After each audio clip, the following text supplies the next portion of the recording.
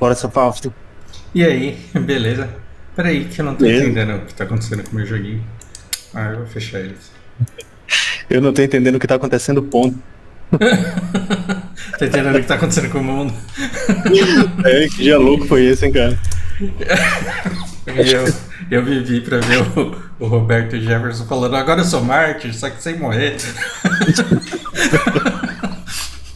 Que foi aquilo, cara? E aí, o que você viu de bom aí nesse mundo essa semana? Cara, muita coisa aconteceu, mas de bom nada, velho. Tipo, não só durante a semana, mas o fim de semana em especial foi muito maluco. Teve protesto de todo tipo, em tudo que é país. E a consolidação do Xi Jinping, finalmente. Uhum. Eu queria te Ah, perguntar aqui como que você tá vendo isso, porque eu tô bem ignorantão, assim.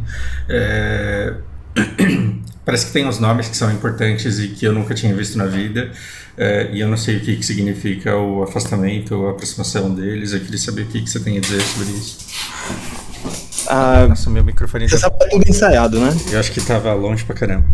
Trouxe o microfone pra perto. Sim, o que quis dizer aquela movimentação toda lá? O que eu ouvi foi que aquele senhor é uma representação do pragmatismo e da aproximação com o Ocidente da alta cúpula do governo chinês. Uhum. Ele é um cara bem a favor de manter negócios e manter sempre contato para que os países não se ataquem, Uhum. e para que o contato entre a China e seus opositores seja sempre pacífico. Então, eu acho que a retirada dele não é É um bastante sinal pro simbólica. mundo, né? É um sinal para os próximos anos, sim. Uhum. Com tudo aquilo que até você que trouxe aqui, que a tendência agora da China é passar a ser mais agressiva, mais uma postura mais parecida com a dos Estados Unidos. Uhum. Teve muito protesto anti-China nas democracias, tanto chineses quanto simpatizantes do governo chinês, de Taiwan, de Hong Kong, etc., Uhum. que moram fora da China, que moram na Inglaterra, na Itália, na França, por exemplo, e foram fazer protesto nas embaixadas dos respectivos países. E a polícia respondeu com borrachada, para variar. Uhum. Muita gente pedindo por democracia. Eu vi muito um sinal que me preocupou bastante também sobre o Irã. Teve muito É isso protesto que eu ia te anti-Irã. perguntar. Eu acho que é o lugar mais tenso agora. Porque o Irã, vê se eu me corrija aí, vê se eu não tô viajando.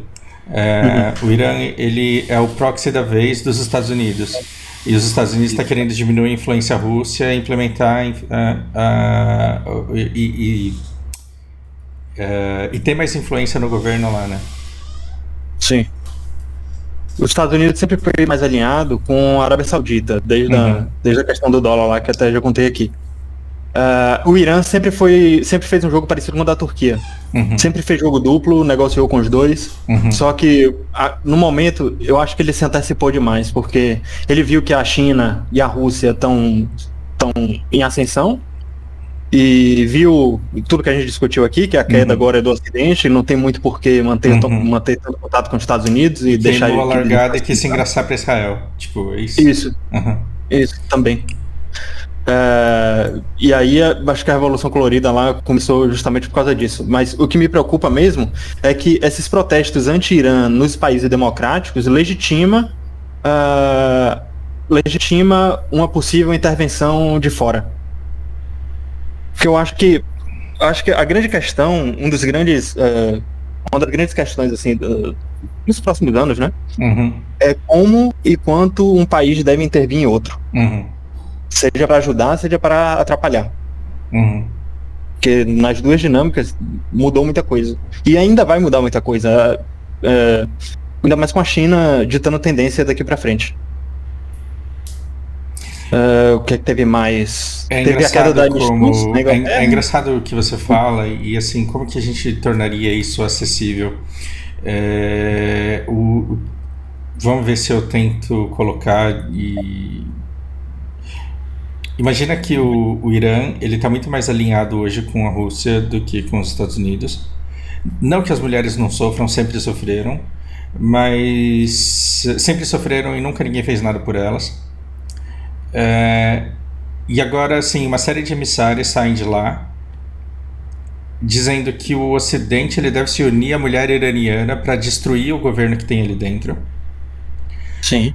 Como se isso fosse naturalmente acabar com a opressão que a mulher sofre. E ninguém está querendo dizer que essas mulheres não precisem de ajuda e que não seja justo que as mulheres iranianas não, né, parem de sofrer. A gente quer isso. A gente quer que elas não sofram, a gente quer que elas façam o que elas quiserem da vida delas.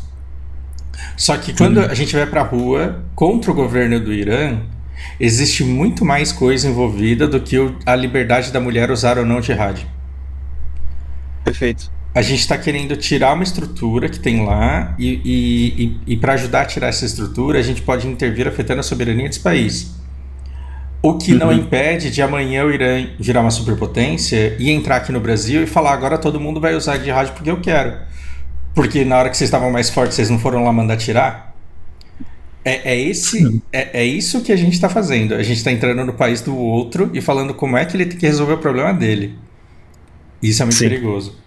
Aí você que ficou comovido com a entrevista das iranianas que falaram muito provavelmente do coração o que elas sofrem de verdade, você pode ir para a rua e um outro país que não é o teu pode falar, tá vendo como eles querem exatamente que eu faça isso? E aí eles vão lá e você participou da derrubada de um governo que favorece grupos de interesse específicos de alguns países poderosos. Olha como você foi usado aí e não percebeu. Imagina se isso acontece na política do seu próprio país, rapaz, já pensou? Ainda bem que não. Sim. Claro, assim, tem uma série de maneiras de você derrubar um governo, de você instituir uma novos costumes para a população, mas aí, para mim, isso tem que vir de baixo. Seria super legítimo, seria super positivo que a população tivesse culturalmente e ideologicamente disposta a substituir os ayatollahs, mas tem que ter alguma coisa melhor para colocar no lugar. Se você pedir intervenção de fora, o que vai chegar no lugar é um governo americano que não se importa com você, com seus costumes, e que vai assumir justamente o que eles têm interesse, né? O petróleo que está ali embaixo e a posição geopolítica privilegiada que dá controle a tudo que passa da China pro Ocidente e do Ocidente para a China por meio de terrestre, né? Que esse é o poder do Irã. Em outros lugares, existem outras mulheres sofrendo abusos e elas também querem sua ajuda, só que elas não estão aparecendo nos podcasts. Exato. Lembrem que no Afeganistão, o Afeganistão sofreu coisa muito parecida. As mulheres tinham lá certa liberdade, não era, sei lá, não era nem próximo do que é o Irã hoje. Elas não precisavam usar burca, elas tinham certa liberdade para estudar e tal, elas não eram propriedade privada, é isso que eu quero dizer. A década de 70 do Afeganistão parece a década de 70 no estado de São Paulo, você não vê diferença, assim. Isso. E aí, os Estados Unidos interviram, deixaram o pessoal que saiu do governo possesso da cara, exploraram o país do jeito que deu e não conseguiram consolidar poder, nem colocar nada melhor no lugar. E os caras que saíram putos do governo voltaram radicalizados. Voltaram terroristas. E a liberdade que a mulher pleiteou no Afeganistão acabou. Simples assim. Essa história que o Irã está prestes a passar, se os Estados Unidos intervirem, já foi contada. É uma repetição. A história se repetindo do Afeganistão. Exato. Sim, já tem final. Para além disso, ainda no Ocidente, teve muito protesto para a queda de governo, cara. Coreia do Sul, Moldávia, Hungria, que é ditadura também, né? Pseudo-democracia. A Liz Truss caiu, a do Reino Unido, e eles estão cogitando voltar o Boris Johnson. Perdeu pro pé de alface a Liz Truss. Mas o Boris Johnson já falou que não volta. Ou seja, imagina que Lula e Bolsonaro ficaram lutando durante muito tempo para ver quem que ia ser eleito, mas a situação está tão ruim, que quem tiver no governo vai ser lembrado como o primeiro-ministro que fez a população do Reino Unido passar frio sem ter alternativa nenhuma a isso. Então Exatamente. ninguém quer ficar estigmatizado como o cara que estava na frente do país no inverno de 2022, porque esse inverno vai ser horroroso e tipo, eles não vão poder fazer nada em relação a isso. Então ninguém quer o governo, os caras estão dando de graça lá. Se você falar eu quero ser primeiro-ministro, é muito provável que os caras te sequestrem, te obriguem a ser só pra você ser culpado de tudo que vai acontecer no final do ano. Exato. E tem uma coisa engraçada acontecendo. Ao mesmo tempo que tem protestos pedindo para o país se mobilizar contra o Irã, tem gente reclamando que não tem grana para mandar dinheiro para a Ucrânia. Exato. Entendeu? Os países estão gastando na Ucrânia o que não tem para se defender no inverno. A gente suspeitava que isso ia acontecer? Há muito tempo atrás. Tem vídeo nosso em abril falando isso. Tipo, que. E eu não quero falar assim, nossa, como a gente é bom e como. Mas é que. Não. Todo mundo que estudou geopolítica sabia disso. Era muito inevitável e é engraçado que você escuta as pessoas desses países falando sobre a situação em que eles estão vivendo e parece que os caras não têm dimensão do porquê que eles estão com raiva do vizinho, do presidente do país. Assim, eles estão com raiva, não entendem porquê e eles estão acreditando que o governo vai conseguir fazer alguma coisa por eles e não vai. Exato. E para você que acha que o governo brasileiro é o brasileiro que é tão pior que o estrangeiro, tá aí, o estrangeiro tem a mesma falta de conhecimento do brasileiro que é necessária para ele se defender nesse tempo difícil que ele vai passar. Eles têm o exato mesmo problema. Ninguém está se importando com a ciência política antiga, a geopolítica, que é o que movimenta os seres humanos desde que se entende por gente. Então a China está olhando para todo esse monte de gente aqui que não aguenta mais mandar dinheiro para a Ucrânia, para que a Ucrânia faça com que os seus homens morram nas linhas de frente tomando drone iraniano. Dinheiro está sendo canalizado para cá. Eles não têm energia para passar o inverno, a inflação está disparando, o juro não corresponde, então a poupança da população está derretendo, porque não está acompanhando a inflação. E aí no final do ano, o que talvez aconteça? Talvez Taiwan grite, vem me ajudar do jeito que vocês prometeram. Você acha que a Europa vai? Do fundo do coração, você acha que é bizarro, cara. É bizarro. Esquece. E aí, o que sobra? Tem o que restou de OTAN, de União Europeia, dos protestos que tiveram na França. O principal hoje foi o Frexit. Os caras querem tirar a França da União Europeia e da OTAN. Caralho. Mesmo com todo o pragmatismo do Macron. O Macron é o cara que defendeu a energia verde junto com a Angela Merkel. Uhum. Mas ele não fechou as usinas nucleares deles. E hoje ele está sofrendo ataques tanto do eleitorado da Marine Le Pen, que aumentou, que ele derrotou na última eleição, quanto dos italianos, porque a italiana lá está inflando o discurso que a França pega matéria-prima da África, de uns 14, 15 países africanos, que não tem energia elétrica, para alimentar as usinas elétricas que dão energia para a França. E aí tem um monte de refugiados nesses países chegando na Itália, e a França quer que a Itália feche a fronteira para não deixar subir. Entendeu? A França tá toda errada, o Macron tá todo errado. E agora ele tá sofrendo pressões de todos os lados. Tanto do próprio governo, porque os gastos estão absurdos com a quantidade de refugiados que está chegando de todo canto, e o Putin está agravando a situação também. Você soube como aumentaram os ataques no oeste agora? No oeste ucraniano? Não vi. Sim, ele bombardeou umas cidades aleatórias que deixou 40% da Ucrânia sem energia. Aleatórias não, né? Ele sabe muito bem o que está fazendo. Aí deixou 40% da Ucrânia sem energia, e aí você imagina aquele pessoal que já estava aterrorizado, com as bombas caindo, com a possibilidade de cair. Caíram algumas e você ficou sem energia e sem água. E o que tem nos rios, na tubulação, está começando a congelar. Está aumentando o número de refugiados à medida que o inverno se aproxima. E o papo do navio russo que foi pego aqui no mar inglês e que podia estar tentando deixar o país sem internet? Você chegou a ver isso? Não vi. Não chegou no meu radar. Do tipo. Manda isso pra mim. Mas pior é que agora não lembro nem onde eu vi, cara. Eu preciso ver e depois eu te mando. Tudo bem.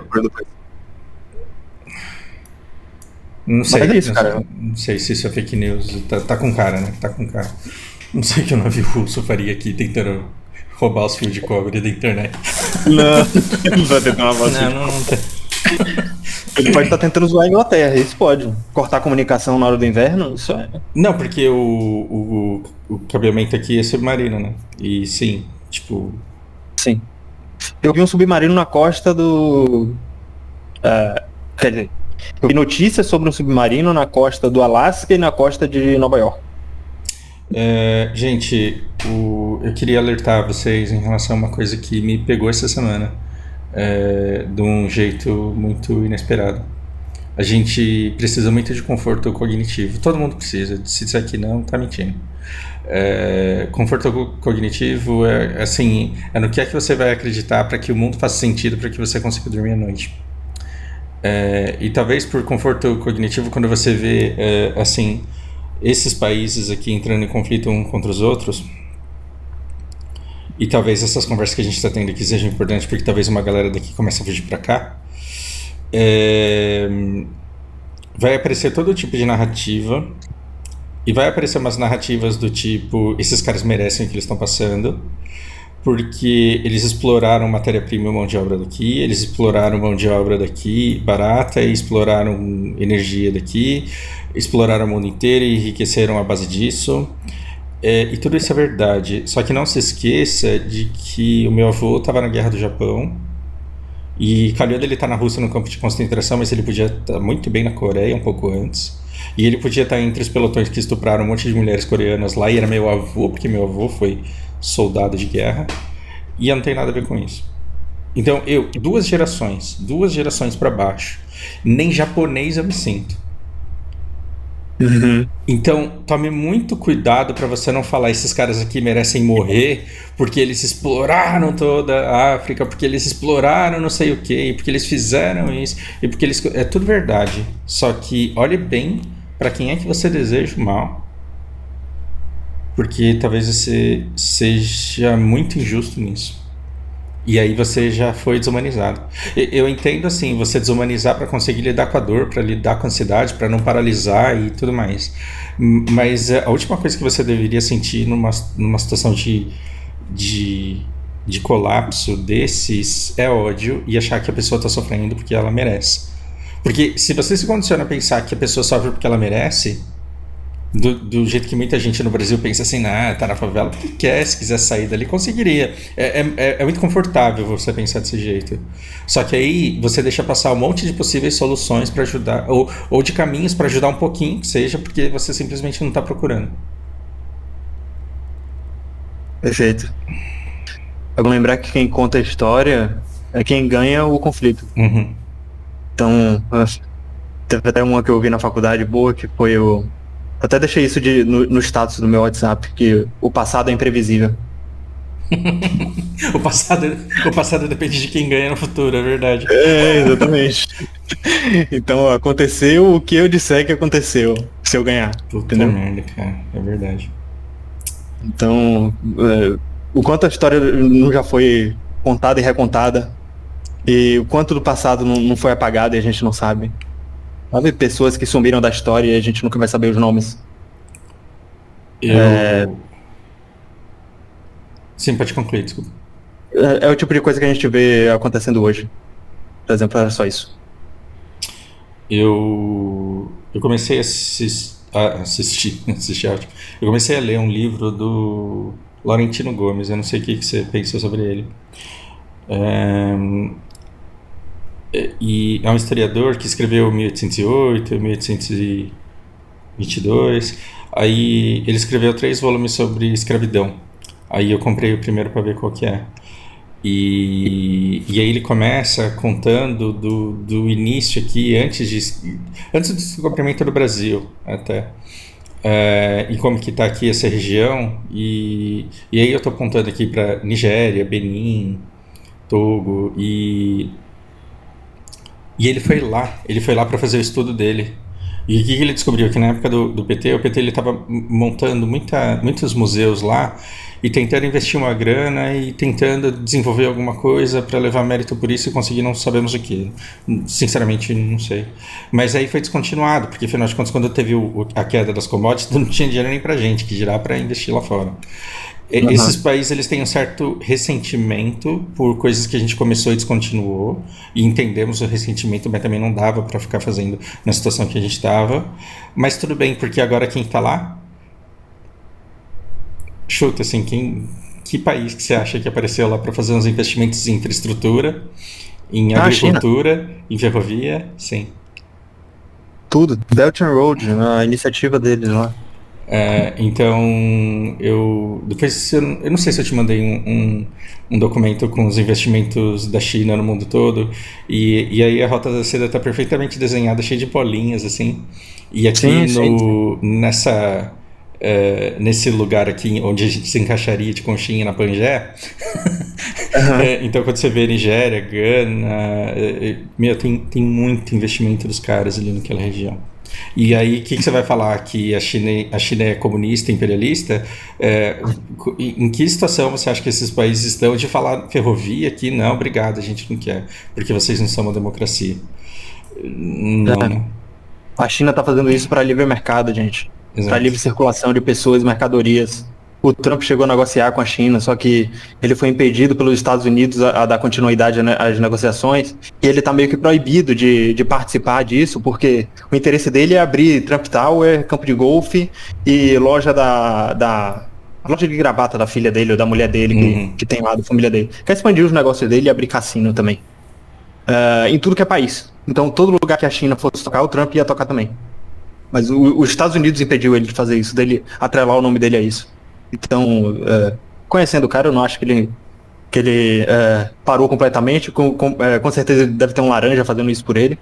Mas é isso, esse futuro que a China vai contar a história daqui pra frente é inevitável. Não tem o que fazer. Isso até me lembra, cara, já que você falou do PT, muita gente fala que... eu tô vendo muito usar isso de argumento, né? O PT foi fazer infraestrutura fora de outros países sem ter dinheiro pro Brasil e tal. Sabe? Esse tipo de coisa você já ouviu com certeza. Construiu um porto em Cuba, construiu... Então, eu estudei essa iniciativa na faculdade. Por que o PT fez isso?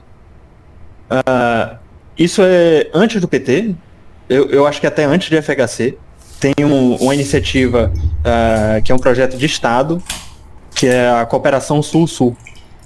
Que é o hemisfério sul do lado da América e o hemisfério sul do lado da Ásia e África, certo? Então, qual é o objetivo? A gente trocar conhecimento e grana para fazer infraestrutura. O Brasil liderou entre os países da América Latina, porque é o maior e mais rico, claro, e alguns países da África que falam a língua portuguesa, Angola, Moçambique, etc. Então, o objetivo dessas construções, mesmo sem ter grana para fazer aqui no Brasil, era que a gente ia ter uso sem custos desses portos, dessa infraestrutura lá fora, e de qualquer forma ia trazer um grande... o Brasil ia lucrar bastante com isso, podendo entrar e sair com mercadoria sem ser cobrado de impostos com esses países. O problema... e aí sim entra a parte da corrupção. Foi bem intencionado, mas foi tudo superfaturado. E eles usaram, isso provado na Lava Jato, tá? Porque pegaram documentos da Odebrecht, da OAS com tudo isso, e eles tiveram que devolver essa grana. Porque, vamos lá, a título de exemplo, vamos dizer que para fazer um porto custava $1 bilhão, sei lá, e o Brasil entrava com essa grana, pagava funcionários da Odebrecht para fazer, pagava a empresa, a instituição, só que pagava superfaturado. Ao invés de pagar $1 bilhão, pagava 4. E aí ficava um pro ditador do lugar, um pro PT, um pro Odebrecht e um pra fazer a porcaria do porto. E aí a limitação da Polícia Federal é que você não pode investigar esses países. Pra fora da fronteira do Brasil, você só pode pegar um binóculo e olhar pra lá. Ou seja, foi uma maneira que o Estado brasileiro, a gente não pode nem falar PT porque não foi ele sozinho, né? Não foi ele sozinho. O PT participou disso e foi o que a gente descobriu. Antes dele a gente não sabe. Mas isso existe desde sempre. Então, e tirar das fronteiras daqui foi uma maneira de impedir ainda mais a auditoria de tudo isso. Exato. E agora, vamos lá, pra não. Porque do jeito que eu falo, eu tô demonizando o PT. Mas não é para vocês entenderem dessa forma. A Arábia Saudita, por exemplo, é extremamente corrupta. Tanto faz se pode, se não pode investigar. E o povo tem a prosperidade, muito mais prosperidade que o Brasil. Porque ele tem recurso para gerir. Não importa que o político é corrupto. Corrupção não é o maior problema que um governo pode ter. Inclusive, a maioria dos países desenvolvidos, você acha que os Estados Unidos não é corrupto? Você acha que quanta grana tá sumindo do governo americano para a Ucrânia agora? Inclusive, se você contar isso para Jovem Pan, para quem escuta a Jovem Pan, você faz ela perder a audiência, né? Não, você faz ela... É que é engraçado. Quem escuta Jovem Pan acha que a pior coisa que um governo pode ter, independente de qualquer coisa, é a corrupção. Como se Bolsonaro não fizesse, como se a coisa não continuasse. Mas assim, você fala de corrupção, é a loira do banheiro pros caras. E dá para um país ser corrupto e rico. Japão, por exemplo. Só que assim, você precisa de uma indústria forte. A Arábia Saudita tem recurso infinito e a corrupção não impede que a coisa continue fluindo. É aí que eu ia chegar. Pra mim, tanto faz se o PT tá roubando a fortuna todo dia com as obras da Odebrecht. Se os portos dessem retorno, se os países que eram todos ditaduras de fato se desenvolvessem, se a gente conseguisse alguma prosperidade com as obras do PT, mesmo que fosse corrupto, e a gente ia tratar ele igual o Maluf. Entendeu? O rouba mais faz, mas dá resultado. Mas o problema do PT foi a gestão. Eles pegaram a prosperidade toda que o Brasil passou, todo o boom de commodities e sumiram com a grana. Eles foram ambiciosos demais, entendeu? E o Porto não tá funcionando. O Porto não tá funcionando. Então, tipo, se tivesse tendo jogo nos estádios da Copa, é basicamente isso que a gente tá dizendo. Se no estádio da Copa tivesse tendo jogo todo fim de semana, mas não tá, né? Sim, outra coisa. Esse investimento que a gente fez lá fora era pra ser pago, entendeu? É um empréstimo, não é pra gente construir o porto e fica por isso. A gente ganha prioridade para uso do porto, ganha isenção de impostos lá e todo ano, todo mês, é para cair uma grana desses países com o lucro dos impostos das mercadorias que estão circulando lá. Era para subsidiar as obras agora no Brasil. A infraestrutura do Brasil era para ser paga com isso. Só que a gente tomou calote de todos esses países. Tomou calote de Cuba, Venezuela. Porque também não fez o negócio, sequer fez da maneira como deveria ter sido feito, né? Você percebe então que se fosse uma política de Estado e não de governo, e se você tem tempo para fazer o negócio direito e você quer entregar, você tem carrego positivo disso pro resto da sua vida. Você gasta uma vez, mas o porto é isento de taxa pro resto da vida e para qualquer coisa que você queira comercializar. Então é uma puta do negócio estratégico. Agora, quando você tem um governo que quer foder com o governo que vem depois dele, porque exatamente, você sai destruindo tudo aquilo que poderia dar certo no próximo mandato. Exato. A mesma coisa que o Bolsonaro fez para deixar o próximo governo ingovernável. Nossa, cara, a Dilma fez um Temer. Sim. Entendeu? Quando ela viu que ela ia cair de qualquer jeito, ela rasgou o Bolsonaro ele começou a jogar para não ganhar, né, cara? Porque com a nossa grana, né? Sim, o populismo ilegal que ele fez pra ganhar a eleição, ele fez pra perder, porque quem ficar com o governo agora tá fudido. Tem uma bomba pra estourar no próximo ano. Como o objetivo dele é ganhar a eleição, não é governar? Quanto maior essa bomba, melhor pra ele. Maior a chance dele ficar. Ele fica por vários motivos, né? Por todo o controle da estrutura estatal, poder de decisão para sancionar ou vetar qualquer lei e para ele não ser preso também, né? Parte institucional. Já que a gente trouxe pro Brasil, vamos falar desse negócio que aconteceu com o Roberto Jefferson. Para mim, assim, é cedo para dizer, pra gente ter uma conclusão tão sólida quanto a que eu tô especulando agora, mas eu quero brincar com essa possibilidade. Eu acho que tava tudo combinado.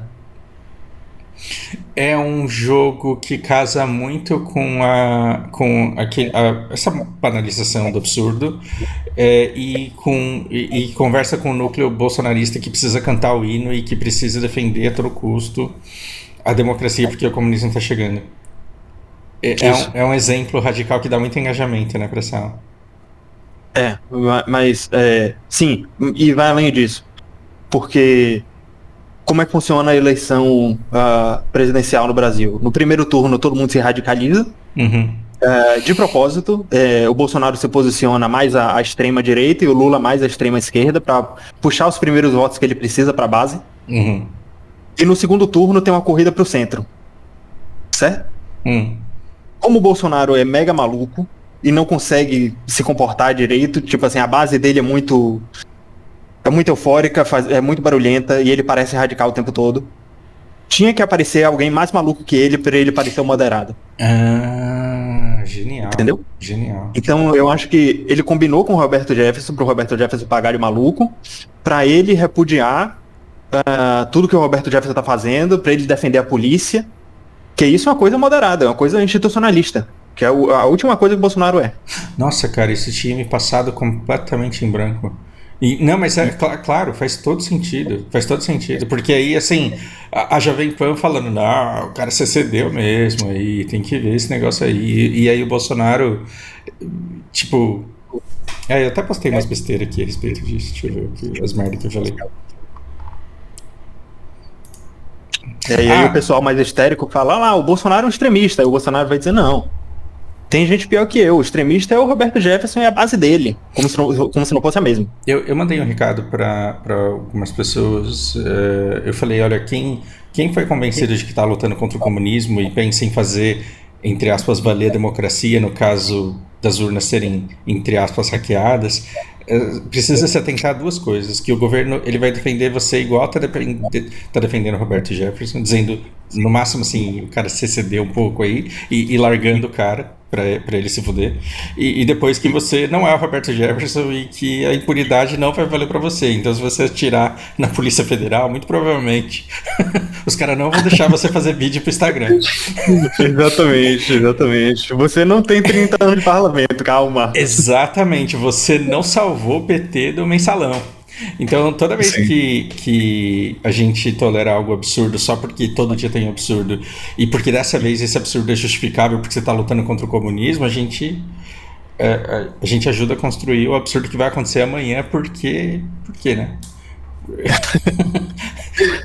Porque se ninguém vai defender a lei, o cumprimento da lei hoje, vai defender amanhã por quê? E se o absurdo de ontem passou, por que você vai parar por causa do que está acontecendo hoje? Sim. Mas uma coisa que eu achei muito irônica, cara, porque Roberto Jefferson, ele foi o cara que no Petrolão apareceu lá na televisão falando, não, eu fiz isso na pessoa física para proteger o registro do partido, falando todo bonito, com aquela eloquência toda, e dizendo, não, de fato, o Lula não sabia de nada. E deve doer muito para um bolsonarista ter tanto medo do Lula que ele tem que defender o cara que salvou o Lula no mensalão. Exatamente. O Roberto Jefferson é o pior tipo de político que tem, que ele é um camaleão, ele não acredita em nada. Ele não acredita em nada e é capaz de tudo, e ele convence as pessoas porque ele fala bonito. Agora Exato. Ele tá meio velho, caquético, mas quando você vê os trabalhos antigos dele, o cara é de uma eloquência, ele é igual o Maluf. Tipo, o Maluf, ele mente na sua cara, sorrindo pra você, no final você tá pedindo pro cara te adotar.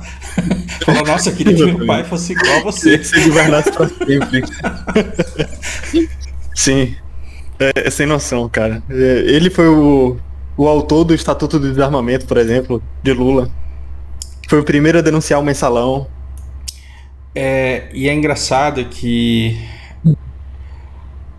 aí você vê o quanto a gente é otário de permitir que a gente tenha o segundo turno com esses dois, que é a escória da política brasileira, só porque a gente acha que o menos pior vai salvar a gente do pior, porque tá todo mundo com medo do que acha o pior.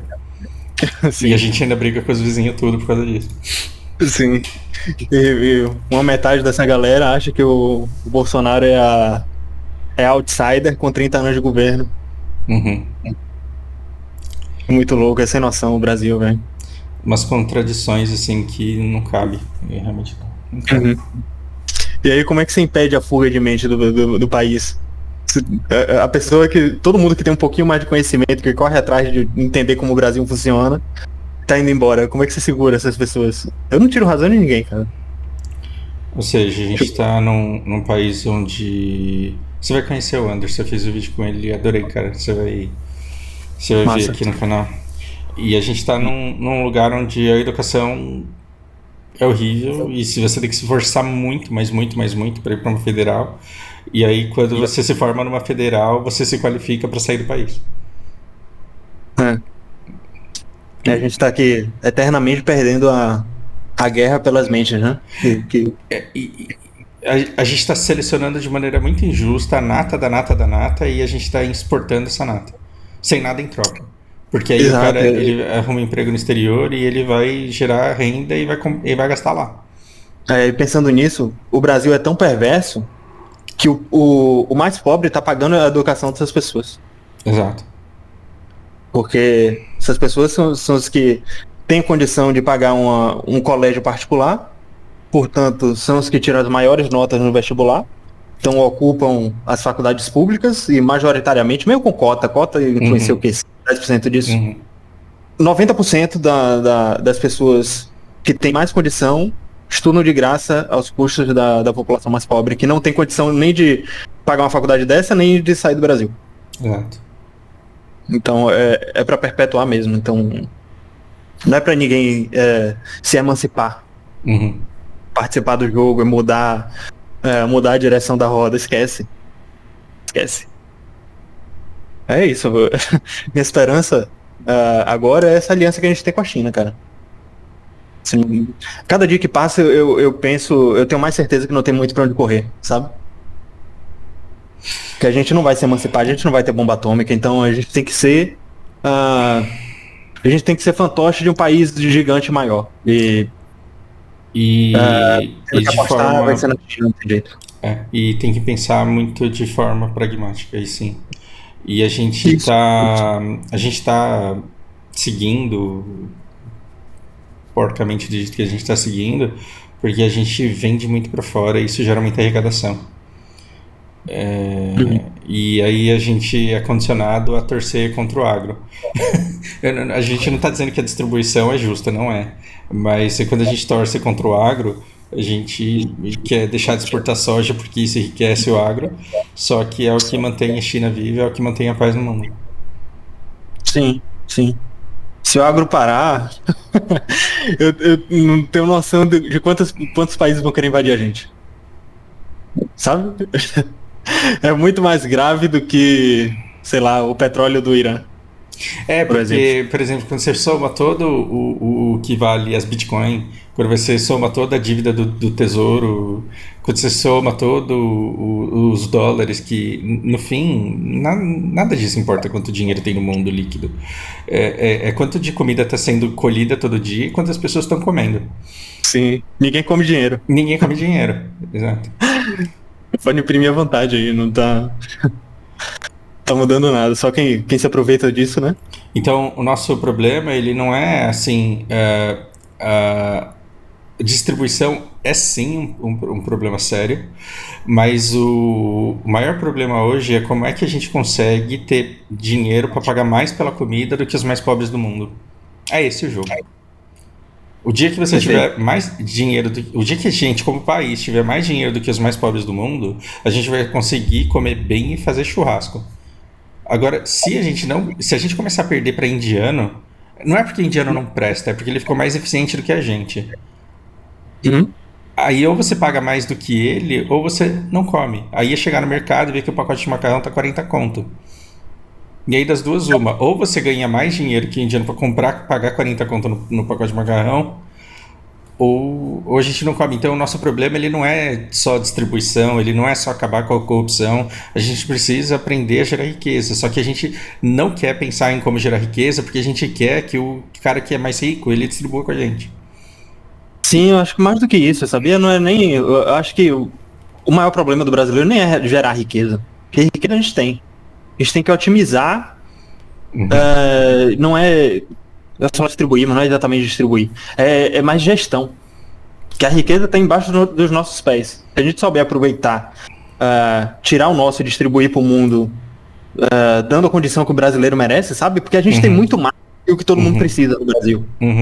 A gente é a exceção da regra. Entendeu? E eu acho que a Índia também não é grande ameaça, assim, porque por sorte, por mais que a Índia seja Commonwealth, então mais ou menos alinhada com a Inglaterra, ela é mais BRICS do que Commonwealth hoje. Entendeu? Então, a gente sempre vai ser prioridade. Enquanto o BRICS existir, a gente sempre vai ter prioridade sobre os recursos, e a Índia também sempre vai ter prioridade sobre os nossos recursos. Então, a distribuição de riqueza, se depender desses países, é maior pra gente. Por todas as perspectivas do mundo, a Europa se foge, né, cara? Sim. Sim, e todo mundo vai querer a Peace of Europe. E eu não consigo olhar assim e falar, bem feito, se foder, se foge aí, seus otários. Eu não consigo. Não, de jeito nenhum, não é culpa deles. Não é culpa do cara que tá lá agora. Eu tava conversando com o Wesley essa semana, ele falou, porra, é justo na minha vez, cara. Eu falei, pois é. Mas podia ser pior. O Wesley é um aluno que eu tenho lá, ele tá lá um pouco mais de um ano. E ele teve tempo de chegar lá, de aprender inglês, de crescer no trabalho dele, de meio que se estabilizar, tem uma experiência legal, só que aí, assim, agora na vez dele tá essa merda. E ele falou, cara, eu tava pagando 60 centavos numa água, que agora tá 1,50. E assim, 600% de reajuste na energia. Tá foda. E ele ganha bem pra caramba no trabalho que ele faz. Mas ele não sabe se ele vai continuar ganhando, porque será que as pessoas vão ficar indo em restaurante tailandês nesse inverno? Talvez não. Então, o negócio é que, assim, talvez lá fique ruim até pra ele, só que aí ele ainda tem pra onde voltar. Ele entra num avião aí, ou num navio, e volta pra cá, e aqui ele tá na terra dele. Agora eu não consigo olhar pro inglês de 20 anos e falar, você tem que se fuder mesmo, porque seu tataravô, ele fez isso ou aquilo. Não, tem nada a ver. Infelizmente, é a maneira com que os políticos que governaram o país deles encontraram para espoliar o resto do mundo e consolidar poder. Então não tem... isso, eles estão colhendo o ressentimento que eles geraram no russo. Sim. E tem muita saída para isso, cara. Eu tava pensando aqui, você deu mais esse exemplo de mais uma mente do Brasil indo para fora. Quando eu assisti aquela palestra lá sobre Israel, ele disse também sobre como a gente pode ser privilegiado estando aqui no Brasil, sabe? O brasileiro é tratado como um amigão, o inofensivo, em qualquer lugar que ele chegue. Em qualquer lugar que ele vá, exato. Sim. Lá fora, o chinês precisou ir para faculdades do mundo inteiro, o iraniano também, para desenvolver a bomba dele. E para desenvolver as tecnologias, otimização de recursos para a população crescer mesmo com pouco, né? Porque é só areia, pouquíssima água no território. Então, quando essas pessoas vão para lá, para países de fora, estudar química, física e biologia, a inteligência do país, quando eu falo inteligência, eu estou falando o Mossad, o MI6, a CIA, fica investigando você, sabe? Quando você é um cidadão iraniano estudando física na Universidade de Oxford. Eles investigam você e, a depender da sua aproximação com o governo, porque eles destrincham a sua vida, se você tem um pai que é político, que é físico também, eles te incentivam a sair do curso, a fazer outra coisa, vai estudar outra coisa. Estudar línguas. Por quê? Sim. Eles têm medo que você faça que você esteja estudando para usar esse conhecimento contra eles. Isso, para melhorar a defesa do Estado do Irã. Para melhorar a defesa do Estado da China. Então, pelo que ele deu a entender, eu não tive coragem de perguntar também, eu falei, você quer dizer que o Mossad mata iranianos que se recusam a sair do curso? Sabe? Eu fiquei com essa pulga atrás da orelha, mas não quis perguntar. Eu fiquei desconfiado que parece que é por aí. Então, até para isso, o brasileiro tem sorte. Por enquanto, o Brasil, como não é visto como uma ameaça por lugar nenhum, a gente está livre para estudar o que quiser para fora e eles acreditam que a gente só vai cuidar da Amazônia com esse conhecimento, entendeu? Aquele livro que eu te falei na nossa última conversa sobre o funcionamento do cérebro e tal, Mais Rápido, Mais Devagar, eu acho o nome do livro. Ele fala que é engraçado como tem esse efeito do que eu sei é tudo que existe, né? E tem muito brasileiro que vai pra fora e fala assim, não, o europeu é preconceituoso porque olha pra gente de cima pra baixo como se a gente viesse do meio do mato. Em momento nenhum passa isso na cabeça do europeu. Isso daí é o que o brasileiro acha que estão achando dele, de acordo com a bagagem que ele tem. Mas em qualquer lugar que a gente vai, a gente é bem recebido e as pessoas têm interesse e têm curiosidade para saber sobre nós. E a gente acha que a gente é humilhado porque a gente não tem tanta riqueza quanto o europeu médio. Ou tanta tradição, ou porque a gente foi ensinado na nossa cultura a apreciar o estrangeiro como superior a nós. E não.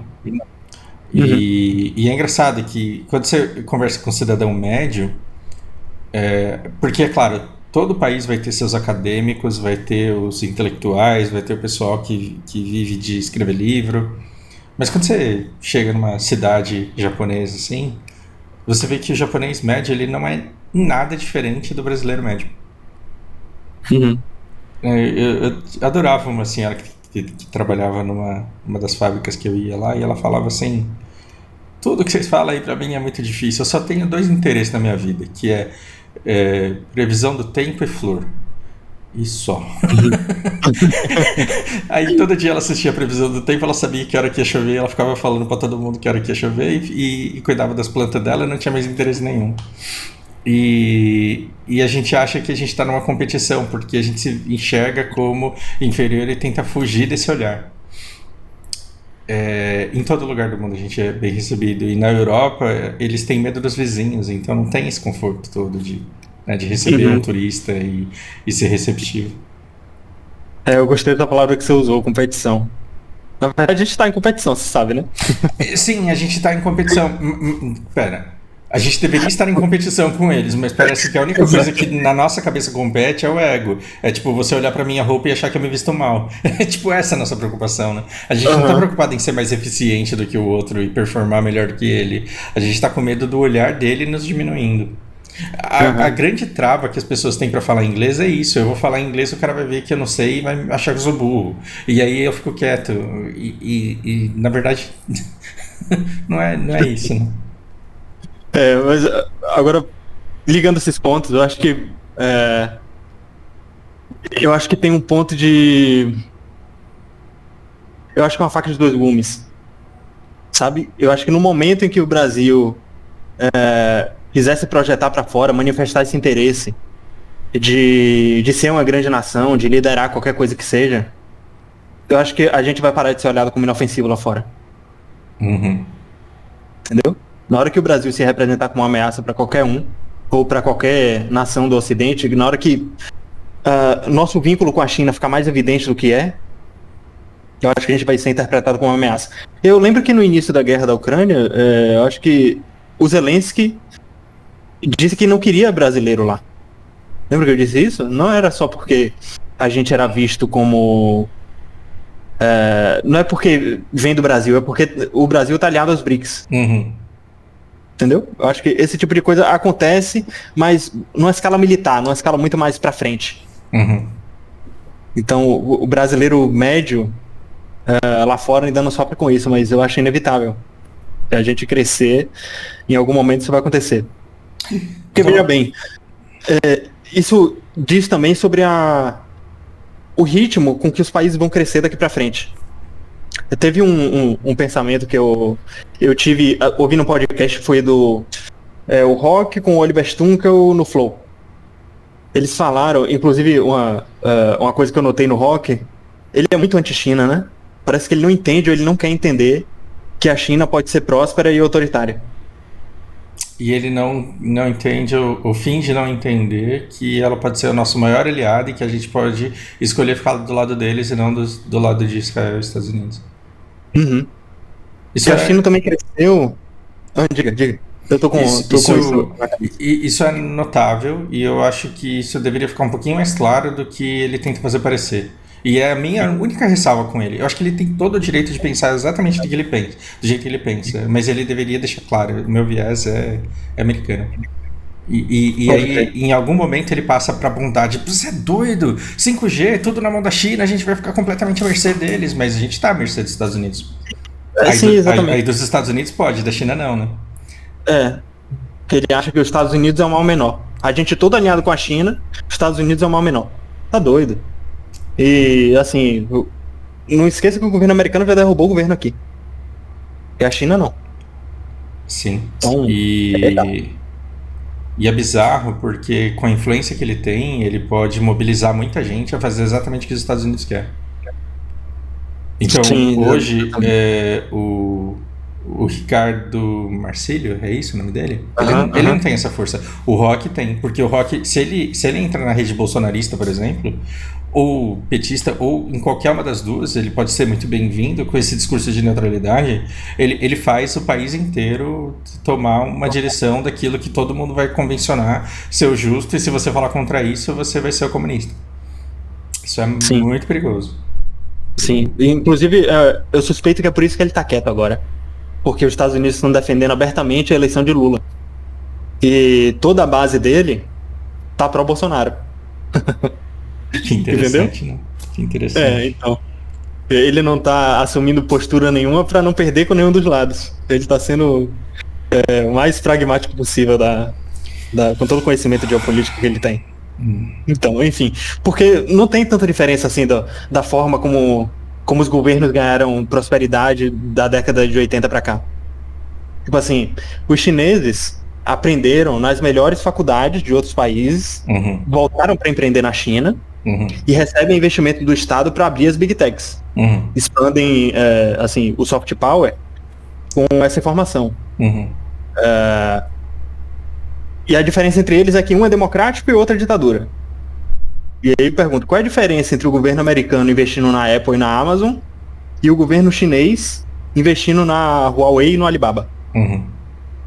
Nenhuma, até o destino do dinheiro é o mesmo, a China. Não é verdade? É muito bom. A China fabrica tudo, cara.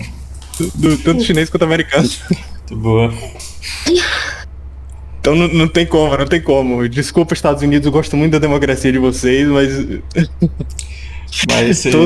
todo dia eu consolido essa convicção minha. O importante é que vocês não mandam tecnologia de chip pra China mais, isso tá ferrando com a vida deles. Isso. A China não quer que a gente seja autoritário, a gente pode manter a democracia que vocês gostem, o que eu gosto também, e tendo mais acesso ao mercado do que tendo fechando o mercado pra China. Não tem como fechar o mercado pra China. Cara, que assustador. Eu fico pensando se...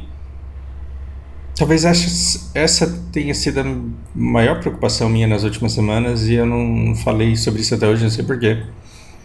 Eu tenho outra, depois eu te conto. O que você acabou de dizer, não existe sanção econômica contra a China. Ok. Se a China entra em Taiwan, o que os Estados Unidos pode fazer pra foder com a nossa vida por causa disso? Com a nossa, nada. Com a nossa eu não acredito nem que eles fariam.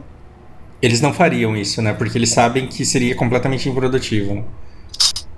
Tiro no pé total. Eles não podem comprar briga com o Brasil. Os Estados Unidos não pode chegar pro Brasil e falar vocês não vão vender pra China porque eles são comunistas e eles entrarem em Taiwan. Não é viável isso militarmente e geopoliticamente que eles façam isso, né? Não, e eles só saem perdendo. Porque o Brasil fala, beleza, a gente para de vender pra vocês então. A gente só negocia com o eixo que vocês não gostam. Do mesmo jeito que a Rússia tá fazendo. Quem tá se beneficiando muito da Rússia e Ucrânia, da guerra, é a China. Porque os Estados Unidos sancionaram a Rússia toda e a China tá comprando a energia barata da Rússia. E a Rússia não perdeu o mercado com a China. Entendeu? Sim. A China a China comprava energia de mais lugares.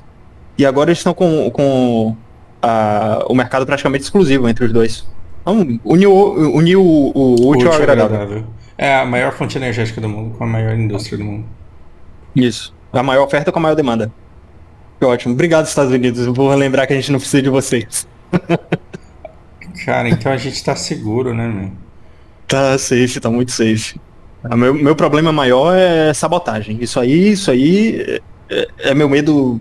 É meu medo maior, inclusive com o jeito que a Venezuela resolveu também, entendeu? Tá, Porque vamos os Estados especular. Unidos. Quais são as possibilidades? Sabotagem que você fala do governo. Do governo para manter isso aqui instável, para faltar água e comida para a China, entendeu? Porque os Estados Unidos é praticamente autossustentável. Se os Estados Unidos conseguir sabotar o Brasil, falta no mundo inteiro, mas não falta para os Estados Unidos. Então dane-se, que vai acabar a OTAN, todo mundo vai estar o mundo inteiro fraco e ele volta a ser hegemonia. Então, parando para pensar por esse ponto de vista, é até de interesse deles que isso aconteça. Entendeu? Se tem uma maneira dos Estados Unidos manter a hegemonia que tem, manter a força que tem, é sabotando as fontes tanto dos rivais quanto dos aliados. Puta, então, por exemplo, no inverno europeu, a China invade Taiwan. Vamos tentar fazer um tabuleiro aqui. Os Estados Unidos não conseguem socorrer Taiwan da maneira que deve. Europa também não, porque está todo mundo congelado. Desculpa. E aí os Estados Unidos ele pode começar a atacar as vias marítimas da China e tirar o suprimento deles. Isso seria uma possibilidade. Mas aí seria um ato de guerra contra a China. Bom, mas aí já vai estar em guerra mesmo. Mas aí se chegar nesse ponto, dane-se. Se chegar nesse ponto, exatamente. Aí o mas máximo... tá. Eu não acho que os Estados Unidos vão engajar, não. Eu acho que vai ficar a mesma coisa. Eles vão fazer o mesmo que fizeram pela Ucrânia. Porra nenhuma. Nada. Vão vender arma pra Taiwan. Vão falar, toma aí, eu te vendo, e você fica me devendo, e depois você me paga em chip. Sim, e o cidadão médio americano vai pagar isso com a inflação. Eu acho que se acontecer na mesma proporção que os Estados Unidos direcionando esse investimento e exigindo que a União Europeia faça o mesmo, eu acho que acabou, tá? Sabe? Eu não vejo, a OTAN não acaba, mas os países se recusam a defender Taiwan e vão com o que tem lá já. Porque, assim, parte das forças da Inglaterra já estão no Japão, na Austrália. A maior marinha do mundo não está na Inglaterra. A maior marinha do mundo, antigamente, né, que era inglesa, não ficava estacionada na Inglaterra e ainda hoje é grande e não está lá. Entendeu? Tá ao redor do mundo. Muito dando suporte aos Estados Unidos. O Farinado chama a Inglaterra de Chihuahua dos Estados Unidos. Meu Deus. Eu quero aproveitar a oportunidade aqui para fazer um comentário que responde a uma pergunta que me foi feita. Já que eu não estou torcendo para nenhum lado, porque eu não acho que nenhum lado esteja certo nessa guerra, então por que tanto interesse, por que se importar tanto? E eu acho que eu já falei de forma muito espalhada aqui em vários vídeos nossos, por exemplo, Asimov, que falava a ideia dele que se você entender as condições e as populações, a distribuição, você consegue prever com bastante precisão como que essa população ela vai se comportar, como ela vai se desenvolver ao longo do tempo. A gente não está aqui para descobrir quem está errado nessa guerra, está todo mundo errado nessa guerra. Só que entendendo a disposição de cada país, a gente consegue se proteger um pouco melhor por antecipação. Hoje, eu acho que um dos melhores lugares para se estar é no Brasil, se você estiver no lugar certo, na camada certa. E deve ser muito escroto eu falar isso, né? Porque parece muita falta de empatia com quem é pobre. O Brasil é um lugar horroroso para se ser pobre dentro dele. Mas se você não, acho que não. Eu vou te ajudar nisso. Independente de classe social, se você for pobre na Europa, é muito pior do que ser pobre no Brasil. Sim. Vai ser. No inverno. Então, o pobre europeu vivia melhor do que a gente até pouco tempo atrás. E agora não vai mais, porque Janeiro eu não sei. Absurdamente caro. E eu acho que assim, você conseguir se colocar no Brasil num patamar onde você consegue viver com dignidade, você está hoje num dos lugares mais seguros do mundo.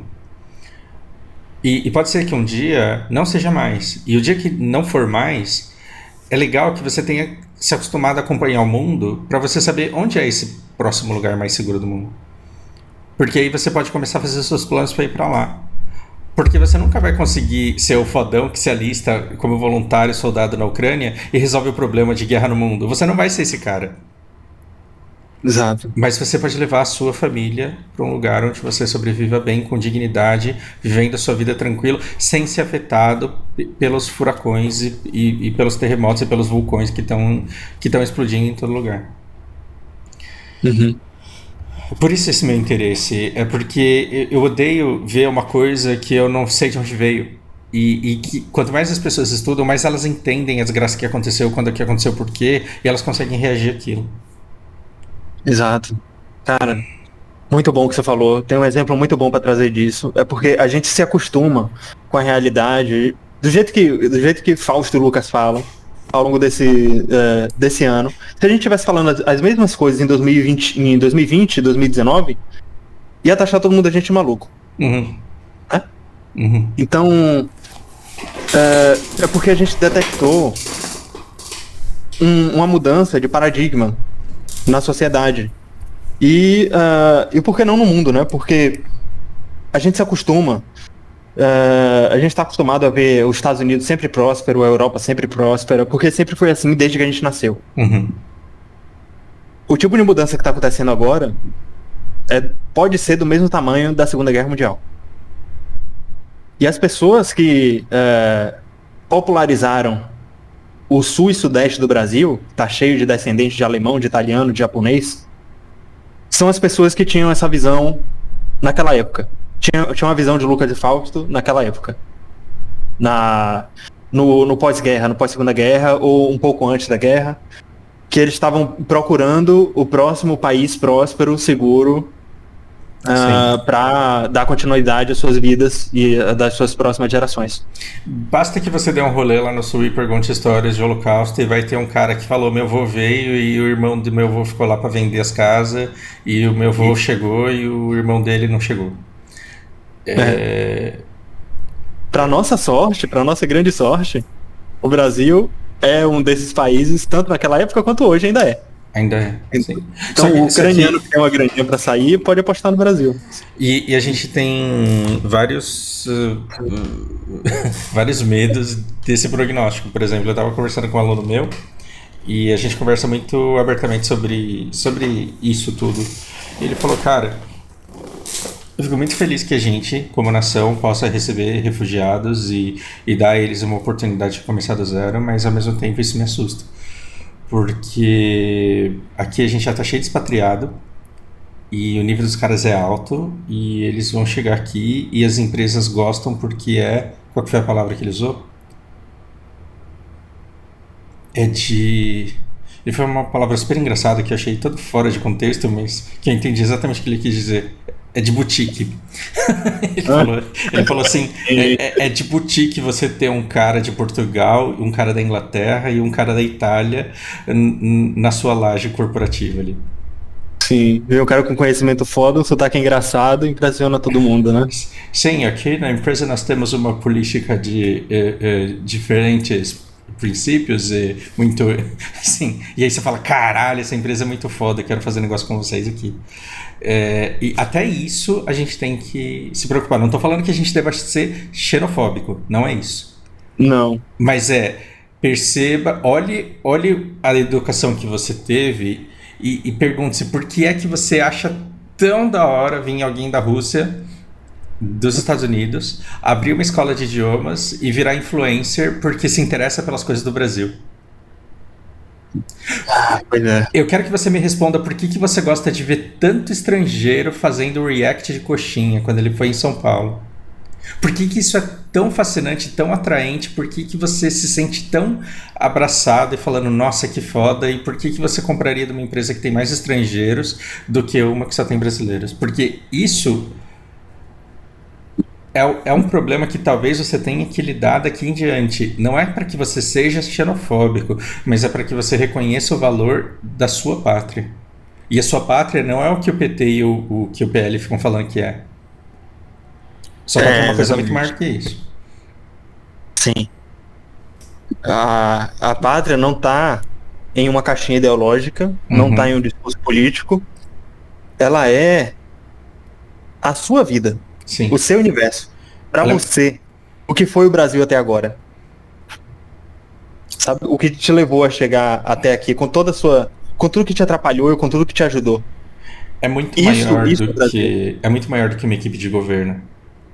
Isso. É a sua terra, é onde você se sente pertencente, é onde você tem os seus amigos, onde você tem a sua família, onde você tem a sua comunidade. Talvez você não tenha porque a nossa sociedade anda muito atomizada. Depois de Steve Uhum. Bannon, você tá meio solitário e você gasta mais tempo com Netflix do que com vizinhos. Mas isso em algum Uhum. momento vai ter que mudar, porque a coisa vai ficar tão ruim que você vai falar, não, eu vou ter que começar a fazer uma hidroponia aqui com os meus vizinhos para eu comer um pouco melhor e a gente trocar algumas coisas. Isso vai ter que mudar.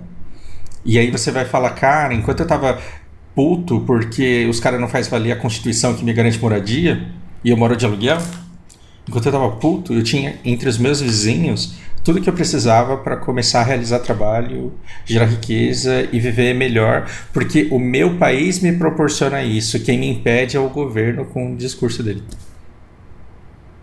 É, é, isso também. Não consigo tirar a razão da pessoa que pensa assim, com as informações que ela tem, né? Uhum. É. Que é isso, cara? Tem mais alguma coisa que Não, você queira comentar? eu acho que a minha conversa com o Anderson ela vai acontecer durante a semana e ela aconteceu hoje por problemas que ele teve. E eu já percebi que eu não posso ter duas conversas no mesmo dia. Porque eu tô meio sobrecarregado com tudo que eu escutei hoje, assim. Pode crer. É difícil você engajar em outra conversa e com vir de cabeça aberta e vazia, né? É difícil. Mas sabe que vai ser muito interessante eu conversar com um cara que está todo dia na escola pública. Aham. E eu quero muito que você escute essas conversas também pra gente discorrer aqui nas nossas, porque, claro, se você tiver tempo e interesse. Porque tudo que a gente está falando da Europa, ela está muito distante de algumas pessoas. E as conversas que eu vou ter com ele talvez faça mais parte do universo das pessoas e elas se sintam mais motivadas a buscar alguma coisa que elas podem fazer dentro do universo onde elas estão. Perfeito. Vou escutar, claro. Claro. E eu acho que isso pode trazer resultado, né, cara? Porque vai pegando alguém é, que de repente começa a escutar algumas conversas que tá mais pro universo dele e vai desenvolvendo até chegar aqui sobre o que a gente está falando e vamos ver como que isso se interconecta na cabeça das pessoas. Uhum. Perfeito. Lucas, obrigado mais uma vez, cara, pela disponibilidade toda, pela prontidão de sempre. Alguma coisa que você Nossa. queira deixar mais pro pessoal? Não, eu que agradeço, cara. Um abraço pra todo mundo, muito obrigado pela atenção e tô esperando aí pelo papo do Anderson. Maravilha. Bom, é isso. Até semana que vem, então. Até.